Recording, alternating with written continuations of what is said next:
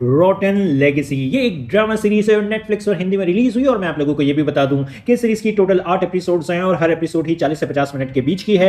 लेकिन मैंने अभी इस सीरीज की सिर्फ पहली 3 एपिसोड्स को ही देखा है और फिर उसके बाद मैंने इस सीरीज को आगे देखना रोक दिया है। और अब मैं आप लोगों से अपने इस रिव्यू के जरिए मेरा इस सीरीज की पहली 3 एपिसोड्स को देखकर जो भी एक इनिशियल एक्सपीरियंस रहा है वो शेयर कर रहा हूं। तो चलो बिना टाइम वेस्ट करे बात कर लेते हैं कि मेरा इस सीरीज की पहली 3 एपिसोड्स को देखकर एक्सपीरियंस कैसा रहा। तो पहले तो मैं आप लोगों को इस सीरीज की कहानी के बारे में थोड़ा बहुत बता देता हूं। आप इस सीरीज में देखेंगे एक मीडिया कंपनी के मालिक फेडरिको की कहानी, जो एक बीमारी से रिकवरी के बाद अपनी कंपनी को फिर से ज्वाइन कर लेते हैं। लेकिन जल्द ही फेडरिको को यह पता चल जाता है कि उनके बच्चे अपने गलत फैसलों और गलत हरकतों की वजह से उनके बिजनेस एम्पायर को बर्बाद कर देंगे। इसलिए फिर फेडरिको अपने बच्चों से अपने बिजनेस का कंट्रोल वापस हासिल करने की कोशिश करने लगते हैं। और फिर आगे कहानी में क्या कुछ होता है वो सब जानने के लिए आपको देखना होगा इस सीरीज को। अब बात करें कि मेरा एक्सपीरियंस इस सीरीज की पहली 3 एपिसोड्स को देखकर कैसा रहा, या मैंने क्यों इस सीरीज को 3 एपिसोड्स के बाद ही आगे देखना छोड़ दिया। तो देखो, ये सीरीज एक सस्ती कॉपी है HBO के जबरदस्त शो सक्सेशन की। इसलिए अगर आपने सक्सेशन सीरीज को देख रखा है तो फिर आपको इस सस्ती कॉपी से दूर रहना चाहिए। और अगर आपने